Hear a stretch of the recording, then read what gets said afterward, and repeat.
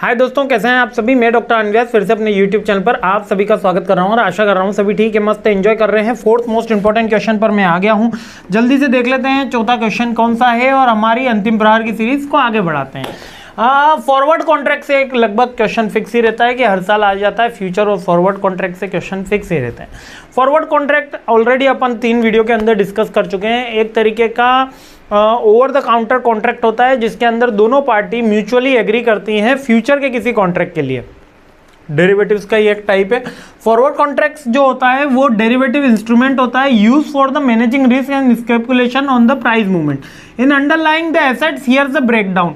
Over the counter होता है means इसमें कोई रेगुलेटरी अथॉरिटी नहीं होती। अगर हो जाए तो क्या हो जाएगा, वो फ्यूचर कॉन्ट्रैक्ट हो जाएगा। Forward contracts are not traded in the centralised exchange, यानी कि बीएसई एनएसटी में काम नहीं करता है।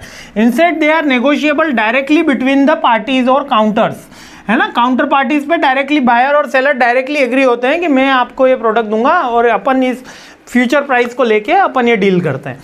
कस्टमाइजेशन किया जा सकता है। इसके अंदर लॉट साइज अपन जो दोनों पार्टीज होती हैं वो कस्टमाइज कर लेती हैं। इसका बेसिक सीजन यही होता है कि ये करा जाता है। और अंडरलाइंग एसेट्स इसके अंदर रखी जाती है। कॉन्ट्रैक्ट साइज इसमें डिपेंड करता है काउंटर पार्टीज के ऊपर। डिलीवरी डेट भी काउंटर पार्टीज के ऊपर डिपेंड करती है। सेटलमेंट का पीरियड भी काउंटर पार्टीज का डिपेंड करता है। और सेटलमेंट फिजिकल डिलीवरी और कैश सेटलमेंट दोनों ही चीजें इसके अंदर होती हैं। अगर एसेट्स होगी तो फिजिकल सेटलमेंट होगा, वरना कैश सेटलमेंट्स होता है। और नो मार्जिन रिक्वायरमेंट, जैसे कि फ्यूचर कॉन्ट्रैक्ट में मार्जिन मांगा जाता है और एक प्रीमियम पेड करके हम वो कॉन्ट्रैक्ट कर सकते हैं। इसके अंदर ऐसा नहीं होता। इसके अंदर कुछ सेटलमेंट का फुल अमाउंट रखा जाता है या पर्सन टू पर्सन लाइजनिंग पे होता है। जैसे कि मैंने और मिस्टर पिंटू ने कोई कॉन्ट्रैक्ट किया, अगर वो हमारा फॉरवर्ड कॉन्ट्रैक्ट है तो हमारी लाइजनिंग के ऊपर है कि हम 100% अमाउंट रख रहे हैं, 20% रख रहे हैं, 50% रख रहे हैं, कुछ भी नहीं रख रहे हैं। बेसिकली मार्जिन का कोई लेना देना इसके अंदर नहीं होता। लेकिन फ्यूचर कॉन्ट्रैक्ट में वही हमको एनएससी बीएससी बोलती है कि इतना % मार्जिन रखना पड़ेगा, यानी इतना पैसा रखना पड़ेगा।